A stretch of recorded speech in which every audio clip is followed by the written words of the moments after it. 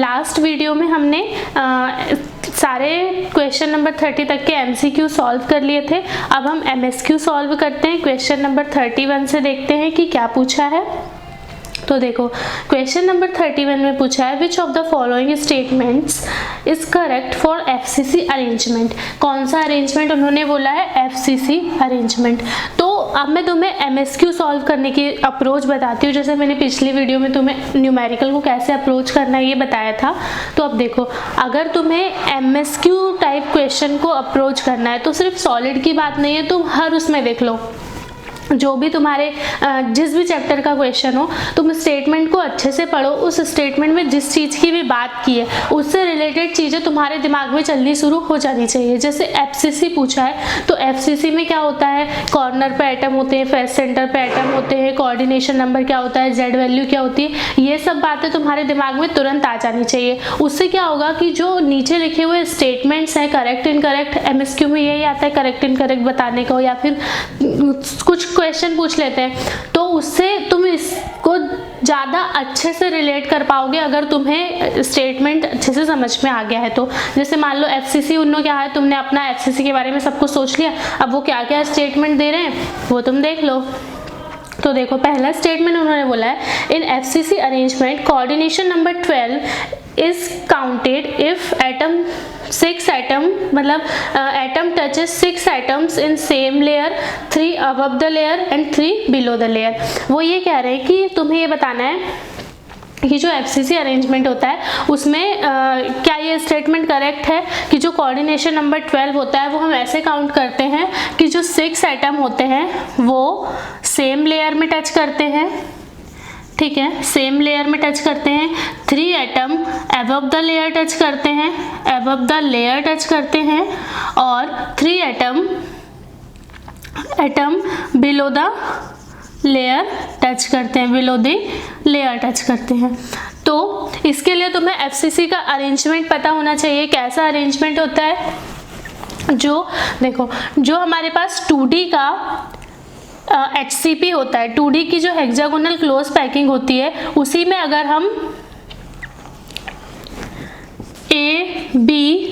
AB type का arrangement ABC type का arrangement अगर बनाते हैं तो हमारे पास कौन FCC अरेंजमेंट बनता है। तो देखो सबसे पहले तो हमने 2D की HCP अरेंजमेंट को बना लिया। सब 2D की HCP अरेंजमेंट को बनाया हमने सबसे पहले। देखो अब क्या हुआ, ये हमारी हो गई A लेयर। कौन सी लेयर हो गई? A लेयर हो गई। FCC अरेंजमेंट में तुम्हें यहाँ अच्छे से बना के बता देती हूँ और ये चीज़ समझा देती हूँ कि कैसे 6 एटम अबव द लेयर और 6 एटम बिलो द लेयर और 6 atom in same layer touch करते हैं। देखो इसको आगे बढ़ाएंगे।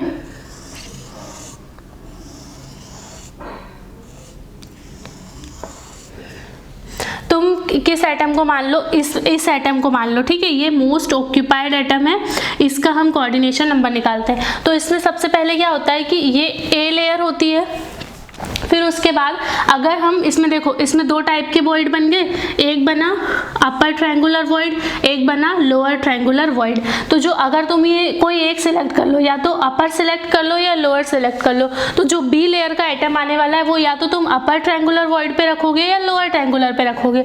अगर तुम अपर पे रखते हो तो लोअर वाला ऑक्टाहेड्रल वॉइड में कन्वर्ट हो जाएगा, और तुम लोअर पे रखते हो तो अपर वाला ऑक्टाहेड्रल वॉइड में कन्वर्ट हो जाएगा, ठीक है। तो देखो अगर मैं यहाँ अपर ट्रायंगुलर वॉइड पे एटम रखती हूँ, यहाँ मैंने सारे अपर ट्रायंगुलर वॉइड पे जो एटम है वो B लेयर के रख दिए। ये कौन सी लेयर थी? A layer. ये कौन सी लेयर आई? B लेयर, ठीक है। तो ये इसमें एटम रखने से जो लोअर ट्रायंगुलर वॉइड था वो किस में कन्वर्ट हो गया? ऑक्टाहेड्रल वॉइड में कन्वर्ट हो गया, ठीक है। उसके बाद देखो यहाँ से हम इस पे एटम रखेंगे और इस पे एटम रखेंगे। ये हालांकि कंजेस्टेड हो जाती है समझाने में उतनी। देखो अब इस लेयर को देखो, ये कौन सी लेयर है तुम्हारे पास? B layer. फिर क्या हुआ, जब C लेयर आएगी तो वो कहाँ आती है? वो आती है इस वाले ऑक्टाहेड्रल वॉइड पे हम C एटम रखते हैं, तभी जाके FCC अरेंजमेंट बनता है। तो देखो इसमें क्या होगा, मैं तुम्हें ये समझा देती हूँ। 6 एटम, तुम ये वाला आइटम जो देखो, सबसे लास्ट वाला जो ए लेयर का आइटम था, ये वाला, इसको देखो 1 2 3 4 1 2 3 4 5 और 6 आइटम इसको टच कर रहे हैं। 1 2 3 4 5 6 आइटम इसको टच कर रहे हैं। और इस आइटम के जस्ट ऊपर देखो तो तुम 1 2 3 आइटम इसको टच कर रहे हैं, ठीक है। तो इसके जस्ट नीचे फिर एक लेयर ऐसी होगी, तो ये क्या हो जाएगी, 3 item above the layer touch करेंगे, 3 item below the layer touch करेंगे और 6 आइटम जो है वो सेम लेयर में टच करेंगे।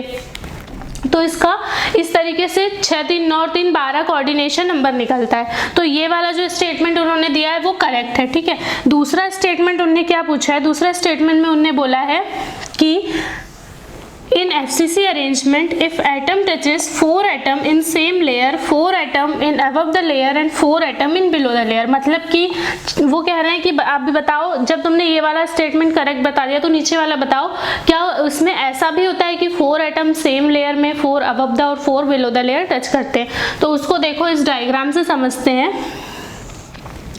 इसी का जो अरेंजमेंट बनाते हैं FCC का।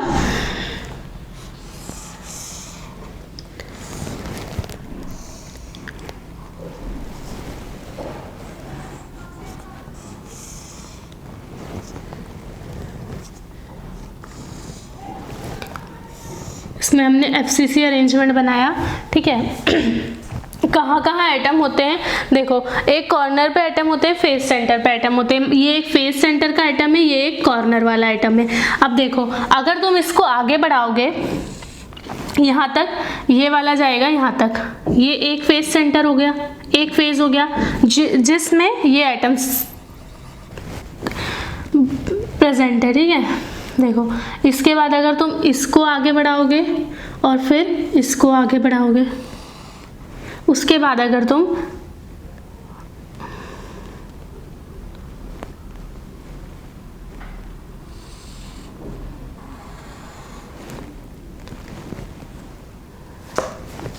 यहाँ देखो, तो ये जो कॉर्नर वाला एटम है वो कितने 4 फेजेस में 4 फेज सेंटर वाले एटम को सेम लेयर में टच कर रहा है। देखो क्योंकि हमें पता है कि जो FCC अरेंजमेंट होता है उसमें जो एटम होते हैं वो फेज सेंटर के अलोंग टच करते हैं, फेज डायगोनल के अलोंग टच करते हैं, सॉरी फेज डायगोनल के अलोंग टच करते हैं। मतलब जो कॉर्नर वाला एटम होता है वो फेज सेंटर वाले एटम को टच करता है। तो देखो ये वाला जो है क्यूब, ये वाला जो एटम है वो कितने में होगा, एक तो इस वाले में, अगर इस रूम की बात करें तो एक इसके बाजू वाले में, एक इसके जस्ट पीछे वाले में और वो इसके पीछे वाले के बाजू वाले में, ऐसे करके 4 हो गए। और अगर ये जो फेज होगी वो इस क्यूब में प्लस इसके ऊपर वाले क्यूब में तो कॉमन ही होगी, एक फेज होगी। तो देखो ये जो एटम है वो सेम लेयर में, मतलब उसी के लेयर में, ये एक ही लेयर है पूरी, उस लेयर में कितने को टच कर रहा है, along the body diagonal touch करते हैं। तो 1 2 3 और ये 4। तो देखो ये क्या कर रहा है, सेम लेयर में 4 एटम को टच कर रहा है। मतलब हमारा एक, उसमें से एक बात तो उन्होंने जो बोली वो सही निकल गई। फिर कह रहे हैं कि 4 एटम को अबव द लेयर टच करता है और 4 एटम को बिलो द लेयर टच करता है। तो वो कैसे देखते हैं, वो भी इसी डायग्राम के हेल्प से देखते हैं हम, अरेंजमेंट की हेल्प से, क्यूब की हेल्प से। देखो इसमें हमने एक क्यूब बनाया। अब हमें ये बताना है कि ये जो एटम है वही same atom 4 below the layer और 4 अबव द लेयर वाले एटम्स को टच करता है। तो देखो ये एटम है तुम्हारा, अब क्या होगा, ये एटम है, ये भी एक फेज है और यहाँ से यहाँ एक फेज डायगोनल है। तो यहाँ वाले एटम को टच कर रहा होगा, ये बात समझ में आ गई। देखो अभी रुको इसको, है ना, ये फेज डायगोनल है और यहाँ पे ये एटम प्रेजेंट है। अब क्या होगा, ये सेम ये वाला जो एटम है इसके आगे वाली जो फेज होगी इससे सीधी फेज, कैसे, देखो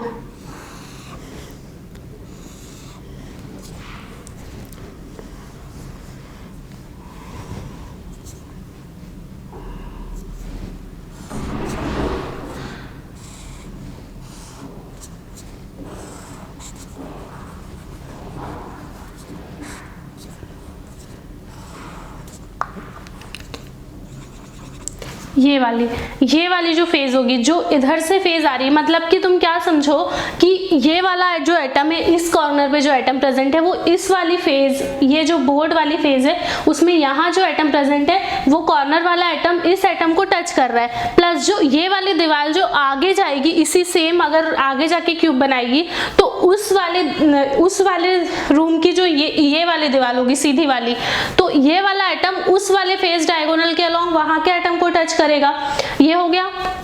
सेम अगर ये वाली जो सामने वाली दीवार है, इस साइड वाली, ये अगर आगे बढ़ के जाएगी तो क्या होगा, वो फिर उसके अलोंग नीचे साइड टच करेगा। क्या कितनी हो गई, 3 हो गई। देखो एक ये वाली हो गई, एक तो इसमें टच कर ही रहा है ये, और एक इसके आगे वाली और एक इसके ऊपर वाली। जैसे देखो ये हो गई, एक बना के सारे दिखा देती हूँ। एक ये हो गई, एक इसके, देखो रूम से समझो या इससे समझोगे, इसी से रूम से दिखाती हूँ। देखो ये वाला एटम जो है वो इस फेज डायगोनल के अलोंग यहाँ वाले एटम को टच कर रहा है, प्लस इस फेज डायगोनल के अलोंग यहाँ वाले एटम को टच कर रहा है, 2 को ये कर रहा है। अब इसके बाद ये वाली जो फेज है जब आगे बढ़ के जाएगी तो उसके अलोंग उधर साइड टच करेगा, और ये वाली फेज जब आगे बढ़ के जाएगी तो उसके अलोंग उधर टच करेगा। तो मतलब वो सेम एटम 4 तो सेम लेयर में टच कर रहा है, 4 बिलो द लेयर टच कर रहा है और 4 अबव द लेयर का टच कर रहा है। कैसे टच कर रहा है, जब ये वाली दीवार को अगर और ऊपर बढ़ा देंगे तो एक फेज और बन जाएगी, तो सेम एटम उस वाले फेज डायगोनल के अलोंग टच करेगा, और फिर इसको आगे बढ़ा देंगे, उसके ऊपर बना देंगे तो उसमें टच करेगा।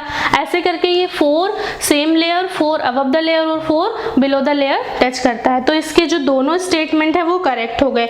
समझ में आ गया होगा मुझे लग रहा है तुम लोगों को। तो एफसीसी में 6 सेम लेयर में 3 अबव 3 बिलो भी सही है, 4 सेम 4 अबव 4 बिलो भी सही है। तो ये दोनों स्टेटमेंट करेक्ट हैं। तो क्या आ जाएगा, वो ए तो करेक्ट होगा, बी भी करेक्ट होगा, प्लस इसमें एक ऑप्शन है कि बोथ ऑप्शन आर करेक्ट। तो तुम्हें इसको भी लगाना है कि ए भी करेक्ट लगा दिया, तो ऐसा नहीं कि सी वाला तो सी वाले को छोड़ दिया, ऐसा नहीं करना है, सी वाले को भी लगाना है, ठीक है। फिर बोथ ऑप्शन इनकरेक्ट, इसको छोड़ना है। अब देखो 32 में पूछा है correct statement for the FCC arrangement. फिर वही बोला है कि एफसीसी अरेंजमेंट के लिए करेक्ट स्टेटमेंट बताओ कौन सा होगा। बोल रहे हैं Cl forms lattice and Na, Cl minus form lattice and Na plus occupy octahedral void, ठीक है। देखो ये बोल रहे हैं कि पहला स्टेटमेंट Cl माइनस लैटिस बनाता है और Na प्लस वॉइड में आता है, तो ये तो पता ही है। हाँ ये वाला स्टेटमेंट तो किसी को गलत लग ही नहीं होगा, क्योंकि Cl माइनस जो है वो एफसीसी लैटिस बनाता है, प्लस Na प्लस जो है वो वॉइड में प्रेजेंट होता है, ठीक है। पहला स्टेटमेंट सही है। बी ऑप्शन उन्होंने ये दिया है कि जो कैटायन है वो एफसीसी लैटिस बनाता है और जो Cl माइनस है वो वॉइड में प्रेजेंट होता है, ठीक है। और थर्ड ऑप्शन उन्होंने दिया है कि Na प्लस अपना एफसीसी बनाता है और Cl माइनस अपना एफसीसी बनाता है। तो देखो ये तीनों स्टेटमेंट करेक्ट है, ये तीनों जो स्टेटमेंट है वो करेक्ट है, क्योंकि इसको समझाने के लिए एक बड़ा सा क्यूब वाला डायग्राम बताया होगा सर ने। मेरी बात हुई थी सर ने, उन्होंने बताया कि हाँ आपको लेक्चर में बता रखा है, इसलिए मैं डबल से नहीं बता रही, टाइम वेस्ट करने वाली कोई बात नहीं उसमें। सर ने जब आपको समझा रखा है तो देखो ये तीनों ऑप्शन जो होंगे वो करेक्ट हो जाएंगे, ठीक है। फिर अब हम देखते हैं 33 क्वेश्चन नंबर। इसमें पूछा है in FCC arrangement atom touch along the face diagonal, ठीक है। एफसीसी में फेज डायगोनल के अलोंग टच करते हैं, ए ऑप्शन करेक्ट हो गया। Corner atom touches nearest face centre, जो कॉर्नर एटम होता है वो नियरेस्ट फेज सेंटर के एटम को टच करता है, ठीक है, ये ऑप्शन भी करेक्ट हो गया। One phase centre touches nearest face centre, ये ऑप्शन भी करेक्ट हो गया, ठीक है, क्योंकि एक जो फेज एक एक फेस सेंटर वाला जो एटम होता है उससे नियरेस्ट फेस सेंटर वाले एटम एक दूसरे से टच करते हैं, ठीक है। ऐसे तुम देखोगे तो इस फेस से इस फेस का तुम्हें लगेगा कैसे टच होंगे, लेकिन ये इतनी दूर दूर थोड़ी ना होते, वो तो एक एटम का अरेंजमेंट होता है तो वो एक दूसरे को टच करते हैं, ठीक है। ये ऑप्शन भी करेक्ट हो गया और all of the above is correct. तो तुम्हें इसे भी करेक्ट लगाना है, ऐसा नहीं कि 3 करेक्ट लगा दिए और ये वाला all of the above correct को छोड़ दिया, सारे लगाने, चारों ऑप्शन जो जो तुम्हें करेक्ट लग रहा है, हर एक स्टेटमेंट को इंडिविजुअल डील करना है, ये नहीं कि ऊपर वाले से रिलेट कर लिया। ये एमसीक्यू टाइप नहीं है, एमएसक्यू टाइप है, ठीक है। तो इसमें चारों ऑप्शन सही लगाने होता है ना, कि एमसीक्यू में पूछा जाता है कि कौन सा करेक्ट है, मान लो तो उसमें हम लिख देते हैं कि ए बी सी, अगर तीनों करेक्ट होते तो हम डी वाले पे टिक लगा के आगे बढ़ जाते हैं। इसमें ऐसा नहीं करना है, इसमें ए पे भी लगाना, बी पे भी लगाना, सी पे भी लगाना और डी पे भी लगाना है। अब देखो क्वेश्चन नंबर 34 पूछा है कि उन्होंने क्यूब बना के दिए हैं 4 और बोला है कि बताओ 100 प्लेन कौन सा होगा। 100 प्लेन मतलब कि केवल एक ही एक्सिस पे जो हो, ठीक है, वहां के एक एक्सिस के अलोंग हो, बाकी सब पे उसके इंटरसेप्ट क्या हो, 0 हो। तो देखो ये वाला यहाँ पे HKL = 100, तो इसमें क्या है, मतलब कि केवल एक उसके अलोंग हो प्लेन, ठीक है। तो ये वाला ऑप्शन, ये वाला ऑप्शन,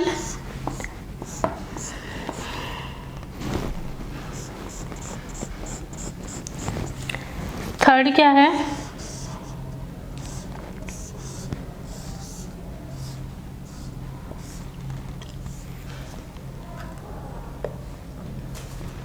इस साइड बना के दिया है और फोर्थ है नीचे बना के दिया है।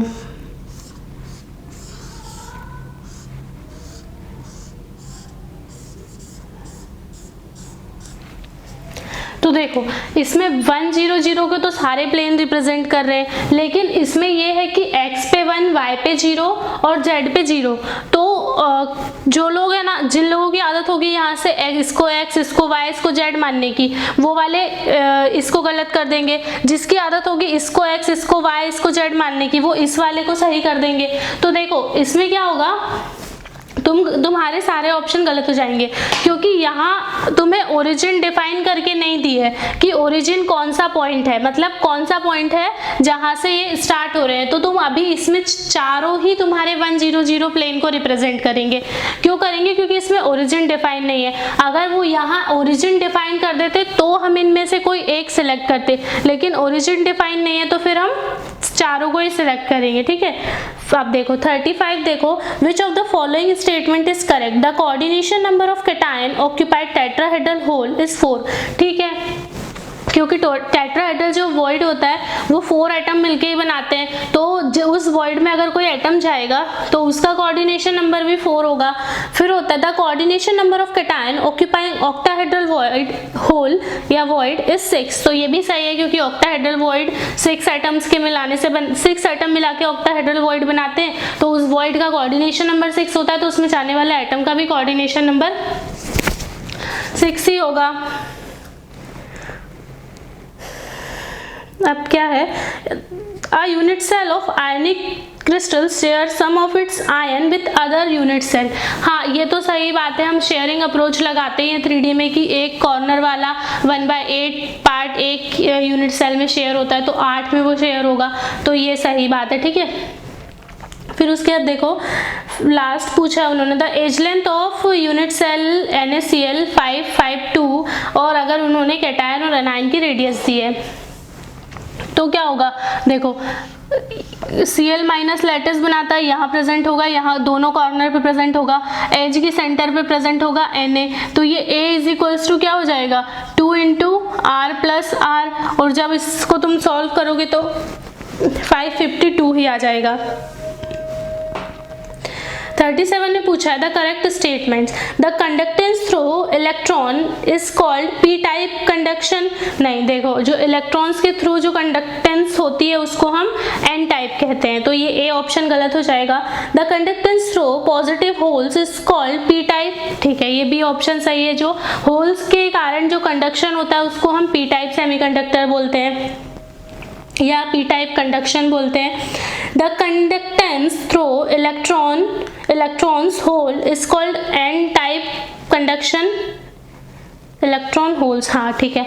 तो देखो जो इलेक्ट्रॉन्स के कारण होती है उसको एन टाइप बोलते हैं, तो ये सही है, तो बी और सी सही हो जाएगा। The band gap in germanium is small. तो देखो जर्मेनियम एक सेमीकंडक्टर है, अगर बैंड गैप स्मॉल होगा तो ट्रांजिशन ज़्यादा होंगे तो वो फिर कंडक्टर हो जाएगा, इसलिए इसमें बैंड गैप हाई होता है, स्मॉल नहीं होता। अगर तुम्हारे, मुझे लगता है इसमें तुम्हारा बी सी डी था आंसर, तो उसको तुम सही कर लेना। बी सी डी नहीं है, डी नहीं होगा। डी में जो बैंड गैप होता है वो स्मॉल नहीं होता, वेरी हाई बैंड गैप होता है, इसी कारण वो सेमीकंडक्टर की कैटेगरी में रखा गया है। तो बी और सी इसका ऑप्शन करेक्ट होगा। 38 में देखते हैं the correct statement regarding defect in solid. अब देखो Frenkel defect are usually favoured by very small difference in the size of cation and anion. नहीं, देखो जो फ्रैंकल डिफेक्ट होता है उसमें क्या होता है, जो स्मॉलर आयन होता है, जो कैटायन होते हैं वो इंटरस्टिशियस साइड में चले जाते हैं। जो होल होता है उसकी पूरी, जो पूरा लैटिस होता है उसमें कुछ इंटरस्टिशियस साइड प्रेजेंट होती है। तो जो स्मॉलर आयन होता है, जब एनायन और कैटायन के साइज में बहुत ज़्यादा डिफरेंस होता है, ह्यूज डिफरेंस होता है, उस कारण कैटायन जो होता है वो अपनी जगह छोड़ के इंटरस्टिशियल साइट में प्रेजेंट चला जाता है, उसी के कारण फ्रैंकल डिफेक्ट आता है। तो कैटायन और एनायन के साइज में बहुत ज़्यादा डिफरेंस होता है, तो इसमें जो वेरी स्मॉल डिफरेंस वाला ऑप्शन है ये गलत हो जाएगा। Frenkel defect is dislocation defect, मैंने अभी बताया कि वो क्या होता है, अपनी जगह से इंटरस्टिशियल साइट में चला जाता है, तो फिर वो डिसलोकेशन डिफेक्ट है। बी ऑप्शन करेक्ट हो जाएगा, एक इनकरेक्ट हो जाएगा। Trapping of electron in lattice leads to the formation of F centre. Yellow colour वाला जो क्वेश्चन मैंने पिछली वीडियो में बताया है, सॉल्व कराया था, उसमें बताया था कि Cl- जो एनायन है वो बाहर चला जाता है, उसकी जगह कौन ले लेता है, वहाँ सोडियम द्वारा छोड़ा हुआ इलेक्ट्रॉन जो है वो उस एनायन की जगह पे आ जाता है, तो उसी कारण इसका येलो कलर दिखता है और उसी को हम एफ सेंटर बोलते हैं। तो इसमें भी यही लिखा है कि ट्रैपिंग ऑफ इलेक्ट्रॉन, तो ऊपर से इलेक्ट्रॉन की ट्रैपिंग हो जाती है एनायन की जगह पे, इसी कारण एफ सेंटर डिफेक्ट आता है। Schottky defect have no effect on physical property of solid। तो इसमें देखो पहला ऑप्शन तो गलत है, दूसरा सही है, तीसरा सही है, अब चौथा देखो कह रहे हैं कि no effect on physical properties of solid। तो देखो शॉर्टकी डिफेक्ट में क्या होता है, equal number of cation and equal number of anion miss हो जाते हैं, मतलब चार्ज न्यूट्रलिटी को मेंटेन करने के लिए number of cation is equals to number of anion, मतलब इतने क्या होते हैं, अलग मिस हो जाते हैं, रहते ही नहीं है। जैसे मान लो 10-10 दोनों में कैटायन 10 एनायन थे, तो 8 कैटायन 8 एनायन बचते हैं, 2 कैटायन 2 एनायन गायब हो जाते हैं, तो इसीलिए इससे क्या होती है, डेंसिटी घट जाती है, और डेंसिटी एक फिजिकल प्रॉपर्टी है, वो कह रहे हैं no effect on physical property, तो डी ऑप्शन भी गलत हो जाएगा, ए और डी गलत हो जाएगा, बी और सी सही हो जाएगा। 39 देखो, इन विच ऑफ द फॉलोइंग, मतलब विच of the following is true, in hexagonal close packing each atom has coordination number of 6, in hexagonal close packing each atom has coordination number of 6। ठीक है, अब देखो अगेन भाई हेक्सागोनल क्लोज पैकिंग में कितना होता है कोऑर्डिनेशन नंबर, 12 होता है। अगर तुम 2D का करोगे तो तुम उसको ऐसे 2D का सेलेक्ट करके 6 इसका आंसर सही लगा दोगे, तो वो जो तुम्हारा है वो गलत हो जाएगा।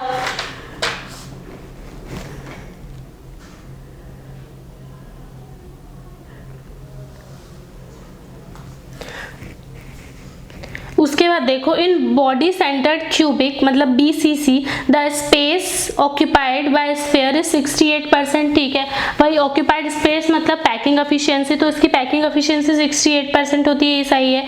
Solid have either tetrahedral void और ऑक्टाहेड्रल वॉइड, वो कह रहे हैं कि सॉलिड में या तो टेट्राहेड्रल होंगे या ऑक्टाहेड्रल होंगे, तो ये ऑप्शन गलत हो जाएगा क्योंकि टेट्रा और ऑक्टाहेड्रल दोनों ही प्रेजेंट होते हैं।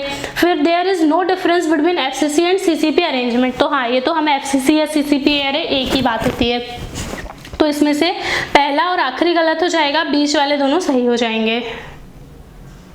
नहीं, बीच वाला भी गलत हो जाएगा, इसमें केवल B ऑप्शन सही होगा और D सही होगा, पहला और तीसरा गलत हो जाएगा, बी और डी सही होगा इसका। In which of the following crystal have 8:8 coordination number. तो देखो इसमें कौन कौन से क्रिस्टल लिखे हैं, इसमें लिखा है एक देखो NH4Cl, फिर है AlF3, AlFe, MnO और NH4Br। तो इनको देखो ये कैसे है, NH4 प्लस Cl माइनस, इनका चार्ज रेशो 1:1 है, इसका भी ये क्या हो जाएगा Al3 plus F3 minus Mn2 plus O2 minus NH4 plus Br minus. तो ये वाले जो सारे दिख रहे हैं हमको, ये किसकी तरह दिख रहे हैं, सीजियम क्लोराइड की तरह दिख रहे हैं। और ये वाला MnO जो होता है वो क्या बनाता है, FCC लैटिस बनाता है। तो इसका A, B और D ऑप्शन करेक्ट हो जाएगा, जो MnO वाला है वो गलत हो जाएगा। ठीक है, MnO क्योंकि FCC लैटिस बनाता है।